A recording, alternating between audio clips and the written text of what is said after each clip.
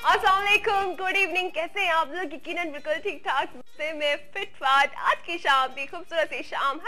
हर लम्हा, हर पल, हर वक्त होता है, उसे अच्छा बनाना पड़ता है। और अच्छा जब लगता है, खास तौर पर आपको, जब आप खुद भी ज़हनी तौर पर भी, जिस्मानी तौर पर भी सुकून महसूस कर रहे होते हैं। कुछ लोग ऐसे होते हैं कि जब उन्हें अपना आप अच्छा लग रहा होता है तो फिर उन्हें दुनिया अच्छी लग रही होती है। वो हर किसी के सामने बात करते हुए बहुत अच्छा फील करते हैं। एक उनके अंदर जो कॉन्फिडेंस लेवल जो उनका होता है वो बहुत ज्यादा ऊपर चला जाता है कि उन्हें लगता है कि जो उनकी पर्सनैलिटी है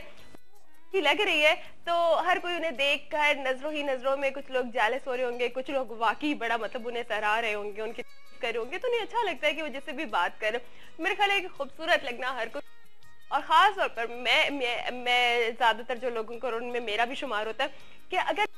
बहुत अच्छी लगती है। जैसे कि देखिए ना, आज मैंने एक न्यू हेयर स्टाइल लिया है होता है कोई अपने बालों की वजह से भी थोड़ा सा कॉन्शियस रहता है कि अगर एक अच्छा हेयर स्टाइल, अच्छा मेकअप हो गया, अच्छा ड्रेस पहन लिया, लेकिन अगर आपको देखिए थोड़ा बहुत, स्पेशली जो मर्द हज़रात में ही होता है, अच्छी से अच्छी ड्रेसिंग कर ली, लेकिन अगर बालों का मसला है तो वो बेचारे, उनकी शख्सियत फिर दब जाती है। वो फिर खुद जो है प्रॉब्लम महसूस करने लगते हैं, दूसरों के सामने बात करते हुए हेजिटेशन फील कर रहे होते हैं। तो आज का टॉपिक भी हमारा यही है, और आप बहुत अच्छे तरीके से जानते हैं कि जिनके साथ हम ये टॉपिक डिस्कस करने वाले हैं, आपके बहुत ही जानिए पहचाने डॉक्टर हनी सईद। अस्सलाम वालेकुम। वालेकुम अस्सलाम। कैसे हैं आप? अल्लाह का शुक्र है, आपने बहुत खुशी से बताया कि मैंने बालों में नया स्टाइल लिया। तो नया स्टाइल या हेयर स्टाइल वही लेगा जिसके बाल होंगे। अब जिसके बाल नहीं होंगे तो डेफिनेटली वो तो कोई भी स्टाइल नहीं ले सकेगा।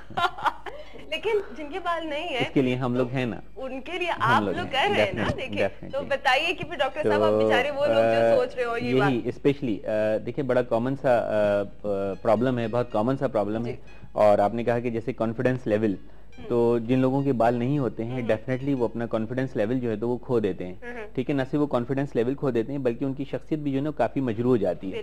बहुत सारे लोग जिनको देखें कि जिनके पहले बाल थे और अगर अब उनके बाल नहीं है, उन दो तस्वीरों का मवाजना करें तो आपको एक बहुत ज्यादा फर्क नजर आता है। फिर ऐसा शख्स, एज डिफरेंस आता है, ऐसा शख्स जो जिसके बाल गिर जाते हैं, जो अर्ली उम्र में गंजा हो जाता है, वो अपनी उम्र से ज्यादा नजर आने लगता है। ठीक है, और यही चीज को अगर रिवर्स कर दें, यानी कि किसी गंजे शख्स के सर पे बाल लगा दिए जाएं तो वो अपनी मौजूदा उम्र से जो है तो वो कम नजर आने लगता है। तो कहने का मकसद है कि बाल हमारी जो जाहिरी शख्सियत है उसका जो है तो एक लाजमी जुज है।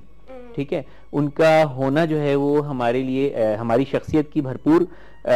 नुमाइंदगी करता है और हमारी शख्सियत में भरपूर एतमाद जो है वो पैदा करता है। तो ऐसे तमाम हजरात जिन लोगों के बाल अच्छे हैं उनको चाहिए कि वो अपने बालों की हिफाजत करें। ऐसे तमाम लोग जिनके बाल गिरना शुरू हुए हैं, इनको चाहिए वो अपने गिरते हुए बालों का इलाज कराएं, उनको रोकने की कोशिश करें दवाओं के जरिए। कुछ मेडिसिन होती हैं लगाने की, खाने की, डॉक्टर से मिलें, हमसे मिलें, तो वो आपको तजवीज की जाए, फर्स्ट स्टेप। और ऐसे तमाम लोग जिनके बाल नहीं हैं और वो मतलब मुख्तलिफ तरीकों से उस चीज को ढांपने की कोशिश करते हैं, कभी एक्सटेंशन एक्सटेंशन करके और कीमोफ्लाज करते हैं, यहाँ से बाल बड़े करके और फिर वो यहाँ पे ले जाते हैं, तो वो किसी हद तक वो जो सर है वो ढक तो जाता है, लेकिन वो बड़ा आजकल के दौर में एक जो है तो वो बड़ा अजीब सा या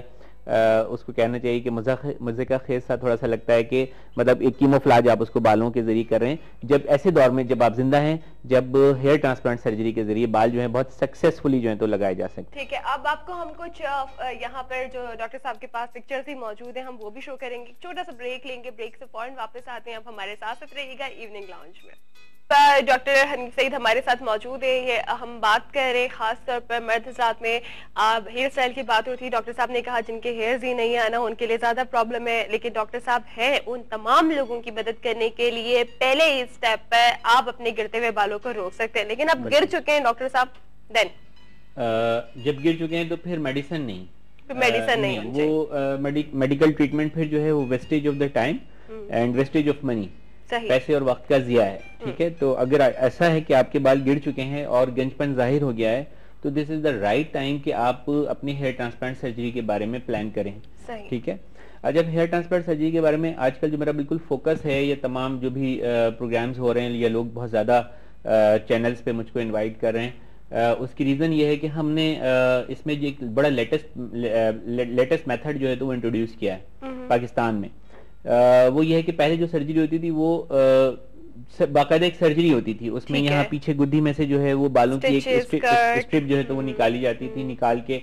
वो जो बीच में गैप बनता था उस खाल को खींच के उसको बंद किया जाता था, स्टिचेस लगाए जाते थे, फिर उस स्ट्रिप को तय दर तय काट के उसमें से एक एक बाल की जड़ को अलग करके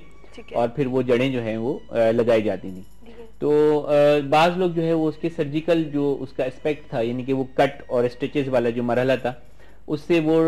नफ्सियाती तौर पे थोड़ा सा घबरा जाते थे, डर जाते थे। हालांकि ऐसा वो भी एक महफूज तरीका इलाज था और कोई ऐसा डेंजरस या कोई खतरनाक या कोई साइड इफेक्ट वाली चीज नहीं थी, ना ही कोई तकलीफ दे चीज थी। मतलब उसमें भी बहुत आराम से लोकल एनेस्थीसिया में सर्जरी जो है तो वो मुकम्मल हो जाती थी और कोई खास दर्द वगैरह उसमें नहीं होता था। सही। लेकिन जैसे जैसे साइंस तरक्की करती चली जाती है, तमाम चीजों में जो है जिद्दत आती जाती है ना, तमाम ट्रीटमेंट भी जदीद से जदीद होते चले जाते हैं। आप देखेंगे बालों के नए से नए स्टाइल्स जो हैं तो वो आ जाते हैं, मेकअप्स में जो है तो वो तब्दीलियां हो जाती हैं, जो आपके डिजाइनिंग हैं, जो फैशन हैं, वो सारी चीजें जो है तो वो बदलती चली जाती हैं। मकानों की प्लानिंग, डिजाइनिंग, उसमें जो एक जिद्दत आती जाती है। तो इसी तरह जो साइंसी ट्रीटमेंट्स होते हैं वो भी वक्त के साथ साथ मॉडिफाई होते चले जाते हैं, बेहतर से बेहतर होते चले जाते हैं, इंसान के लिए आरामदेह होते चले जाते हैं, उनकी तकलीफ को कम करने वाले हो जाते हैं, आसानियां पैदा हो जाती है, आसानी पैदा हो जाती है। जैसे एक जमाना था कि जब पित्ते का ऑपरेशन करते थे तो उसको काट के और फिर पित्ता निकालते थे, यहाँ पर इतना बड़ा सा निशान हो जाता था, ठीक है ना। फिर उसमें एक मॉडिफिकेशन हुई कि वो वही पित्ते का ऑपरेशन जो है वो छोटे से 2-3 सुराख बना के और उसमें से तमाम पित्ते को या उसकी पथरी को जो है तो वो बाहर निकालने लगे, यानी कि बगैर किसी कट के, बगैर ऑपरेशन के आपने उस प्रोसीजर को जो है वो मुकम्मल कर लिया, आसानी पैदा हो गई। तो यही जिद्दत, यही आसानी, यही सेफ्टी, यही मॉडिफिकेशन जो है वो हेयर ट्रांसप्लांट सर्जरी में भी आई जब साइंसदानों ने ये टेक्निक इजाद की जिसको हम फॉलिक्यूलर यूनिट एक्सट्रैक्शन कहते हैं, FUE, फॉलिक्यूलर यूनिट एक्सट्रैक्शन, यानी कि एक एक बाल की सर्जरी या बिना सर्जरी बालों की पैवंदकारी। बिल्कुल, इसमें कोई आपके कट नहीं लगाया जा रहा, कोई स्ट्रिप भी नहीं निकाली जा रही, कोई इसमें स्टिचेस भी नहीं आ रहे, 1 बाय 1 आपके हेयर की। ठीक है, तो बिना सर्जरी बालों की पैवंदकारी या FUE टेक्नोलॉजी जो है वो एक मैं समझता हूँ कि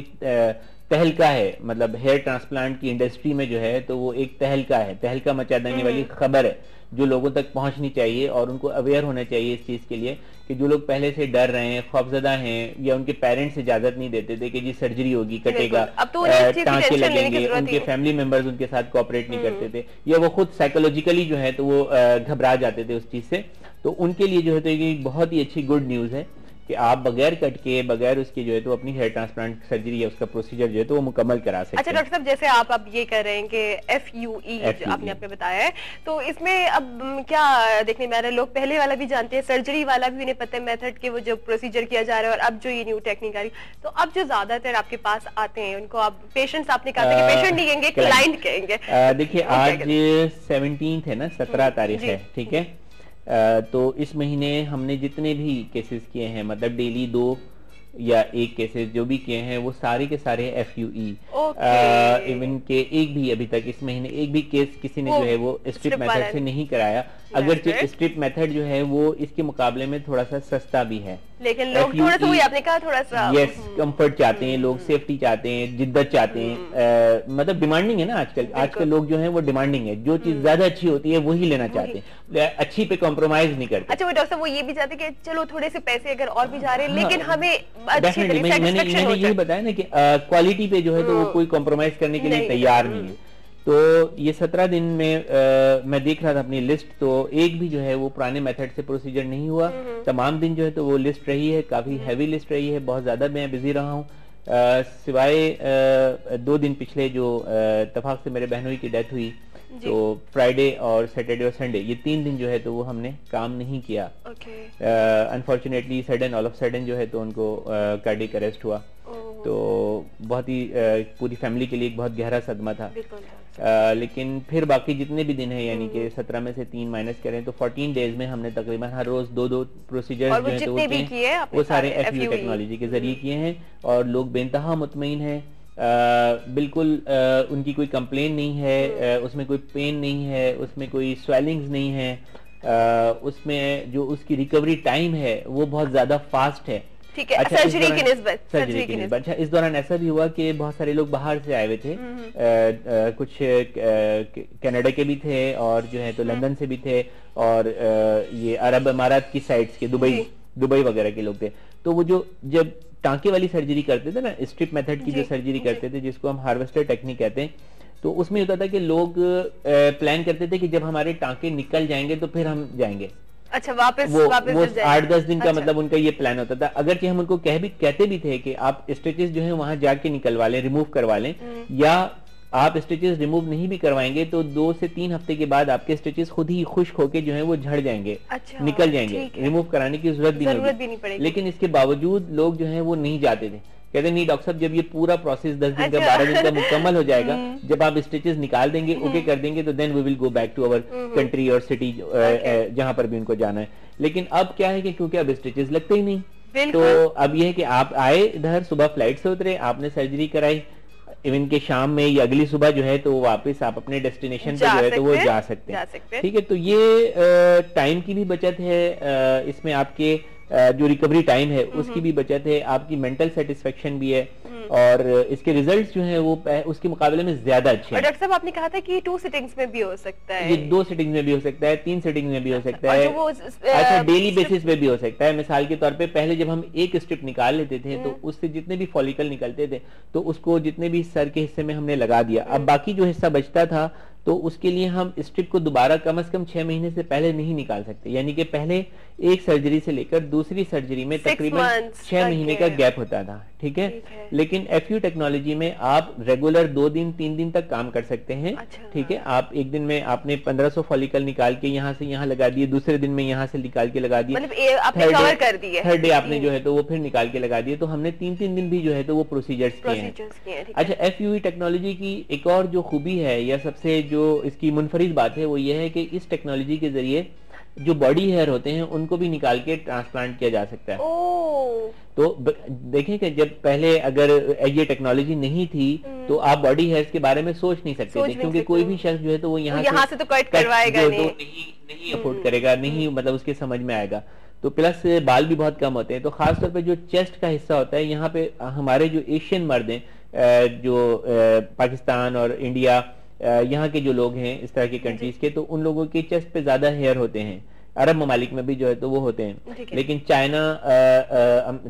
जापान और ये थाईलैंड वगैरह की जो साइड है, साउथ ईस्ट एशिया कहते हैं इस पट्टी को, मेरा ख्याल है। तो यहाँ पर जो है तो इन लोगों के बॉडी हेयर्स जो है तो मर्दों के नहीं होते हैं, ये रेशियल फैक्टर्स हैं, कुछ नस्ली तजादात हैं। ठीक है, तो अब हमारे कंट्री में क्योंकि ये टेक्नोलॉजी है और हमारे कंट्री में लोग जो है तो वो रिच हैं, मतलब इस तरह के बालों से, तो डेफिनेटली मतलब ये है कि वो इससे ज्यादा फायदा हासिल कर सकते हैं। जैसे मिसाल के तौर पे एक शख्स के सर पे बहुत कम बाल हैं,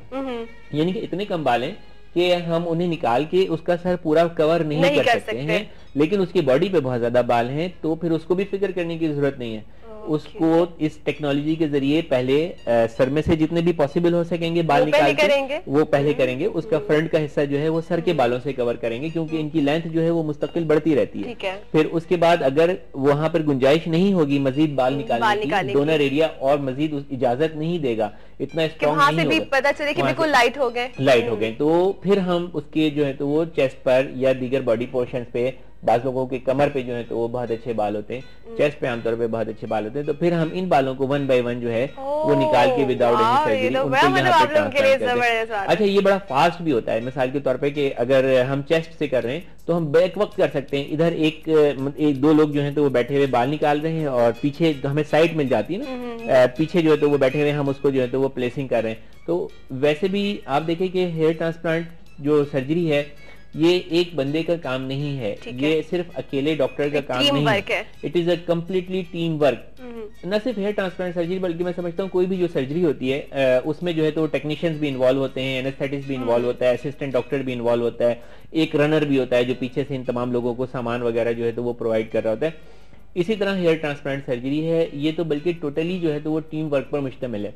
इसमें तकरीबन 7-8 लोग जो है वो बैक वक्त काम कर रहे होते हैं। ठीक है, सबकी अपने